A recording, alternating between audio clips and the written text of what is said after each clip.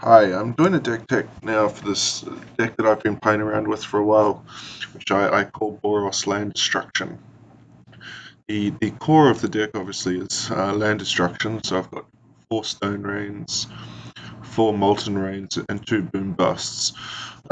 Some people run this as straight up red, often in a Screds shell. I do have one of those decks that I'll probably demonstrate later, but I found that the splash of white into Boros gives it a number of different options. Um, just going through the deck, I run the snow-covered mountains, snow-covered plains. This should really be basic mountains and basic plains because as soon as you drop a snow-covered mountain, your opponent is going to know what you're on, and they've got some idea of what's going on. They're probably going to get screwed straight first up. But the problem for this deck is as soon as they see snow-covered mountains, uh, they're going to expect Blood Moon. So I'm going to switch those out before I actually run the stream. I've also got seven fetches, 3 flooded strands and 4 arid mesas. This is for filtering, but also to find. It's very important in this deck that you find the white source by turn 4. So for Ajani uh, and Nahiri, you need the white because once Blood Moon comes in, it's going to lock out your 2 Sacred Foundries.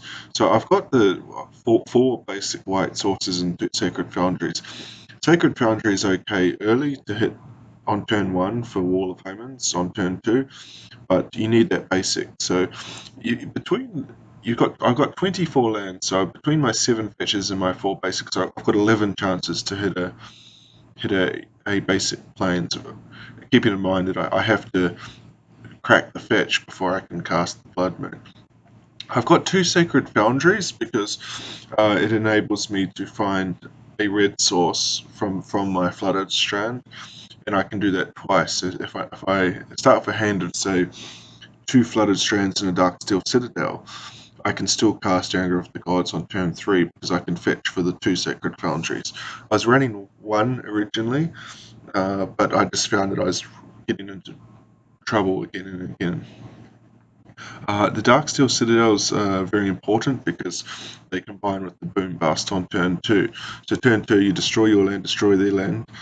Because your Citadel is indestructible, it doesn't actually die to the Boom Bust. It does later on if you try it when you've got a Blood Moon resolved, because Blood Moon makes it a basic mountain. But you can drop the Citadel turn 2 and Boom Bust, and you've immediately got them down to 0 lands if you're on the play, and you're on 2 lands. This is important to do on turn 2 because you can flash it back with the Dark Dwellers turn 5 and wipe all the lands if you want to. I've been playing around with more boom busts, but I've dropped it to 2 at the moment because I found the problem with it is if you don't have Dark Steel Citadels, then it's also costing you something. Sometimes I run this in a spread shell, and I'll put 2 additional Dryad Temples, which is okay. But if you're casting that before turn 3 or 4, it's going to cost you as well because you're going to drop a land. It's okay late in the game, but if you're sort of boom busting one land late in the game, it's probably not where you want to be. It can be good if they've just resolved their one basic they're looking for, but I'll get into that shortly. So that's the lands. In terms of the removal, removal is a bit tough in these colors. Normally the default is to go for 4 lightning bolts. I've cut to 3 lightning bolts and I've put a 2-drop magma jet, simply for the scrying ability. This deck has big problems if you're not playing on curve. So you need the scry to ensure that you hit the land drop or you can find the land destruction spell that you need. I've got the 2 declaration stones because this is kind of removal 5 and 6 that I've been playing around with for some time. I've never really found an ideal candidate. I tried Oust for a while, but it's unconvincing. It's just kind of buying you time. And there's another one that puts a card on the bottom of the library but gives them life. Um, Whereas Declaration in Stone, it's often, say, against Jund, they'll happily drop 2 Tarmogoyfs. Eldrazi will drop 2 Thought-Knot Seers. I mean, if they do that, you're in trouble. But there's black-white tokens that just hoses tokens. If there's anybody playing Pyromancer, it can clean up the Pyromancers. So Pyromancer's tokens. It's got a lot of use. You do give them card draw, but in this, it's kind of a trade-off. Anytime you're going to use white, you're going to be trading something off. I can't use Path to Exile because the whole point of the deck is to deny them lands. So you can't go pathing their creatures and let them pick free land. So Declaration seems to be the best. Also against Reality Smasher. Sometimes for a red deck, Reality Smasher is death. Whereas now I have 4 Nahiris that can take the Smasher down and 2 Declarations, so 6 answers, and also Johnny can tap it down. My Wall of Omens, I have largely to hold them off at the start in case it's aggro decks. It buys you a bit of time, but it also gives you that card draw. So if it comes in late, it's a good one as well to give you an additional card. The win cons, I've got the 4 Nahiri Emrakul combo. Nahiri obviously is an all-star in many decks, and she's crucial against other sort of fringe things like enchantments and so on as well. But largely that's what you're trying to do. She filters your deck to find you the land destruction that you need, and also to get Emrakul out of your hand and acts as the win condition. So what you're trying to do is try an ideal curve would be turn 2 Boombuster land, turn 3 Stone Rain land, turn 4 Nahiri, and they're down 2 lands at that stage. So you've got to resolve Nahiri, take it to 6 where they've got 2 lands. Then you go 8 and ultimate, so you can win quite fast. Goblin Dark Dwellers is crucial to flash back. There's a number of spells: Anger of the Gods, Stone Rain, Molten Rain, Boom Bust, and then Destroy All Lands is another almost win condition. That one you have to be very careful with, because if they hold up open mana, they can just say path your Goblin Dark Dwellers or terminate your Dark Dwellers, and then you're both back at square one. My 2 Chandras, I've been playing around with this slot. It used to be 4 Dark Dwellers and 2 Ajanis. I dropped an Ajani, dropped the Dark Dwellers to bring in the Chandra because one, it's an awesome win condition, and 2, it helps you filter bad draws. I think what I might do is drop a Chandra and go for the 4th Ajani, the 2nd Ajani, but that I'll wait and see. Chandra is also good for sweeping the board.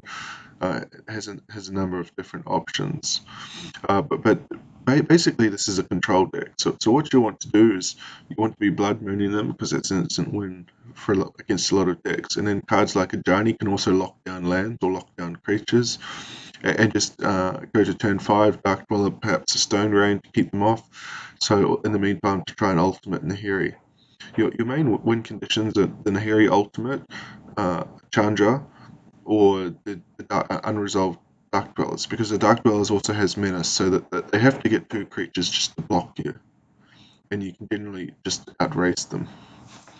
Over to the sideboard, I've got 2 Vandal Blast and 2 Stony Silence, so a bit of artifact hate. The reason I went with Vandal Blast is because it can be flashback with Dark Dwellers. So against some decks like Lantern Control, even if they can put it into your graveyard, you can still get it back. Relic of Progenitus, I've got 2 for Graveyard Hate, but I'll also play a 3rd as a Hallowed Moonlight. The reason I have the Hallowed Moonlight is against decks like Through the Breach and I forget the name of the Goryo's Vengeance.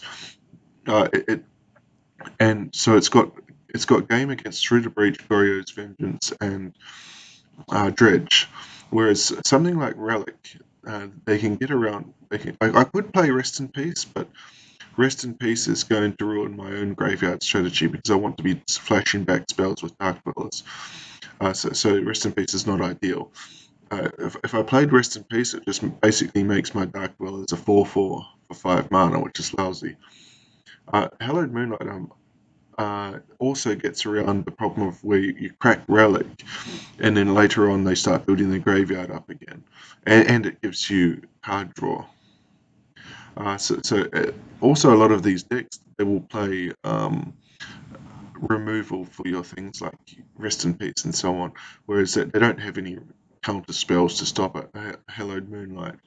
So somebody with a through the breach is going to jam at turn 5 every time. Timely reinforcements. I'm a bit weak against burn at the moment. I rely on my wall of omens to get me over the line, but I do have decent success against the burn deck, but you have to be on curve. Wrath of God I've bought in because of tribal decks largely. Things like Merfolk just get out of control. They get too big for Anger of the Gods to deal with. And also because Anger of the Gods is largely useless against the threats that Eldrazi pose. So we need something more powerful. Blood Moon is an awesome card, obviously, against Eldrazi. I think I beat Eldrazi about 9 times out of 10 because they don't have many answers to Blood Moon and they play very, very few basics. So the main strategy is to go after his basic lands, and once you do that, as long as you don't let a Sky Resolve, then you can't cast Thought-Knot Seer or Reality Smasher. So that's the crux of the deck.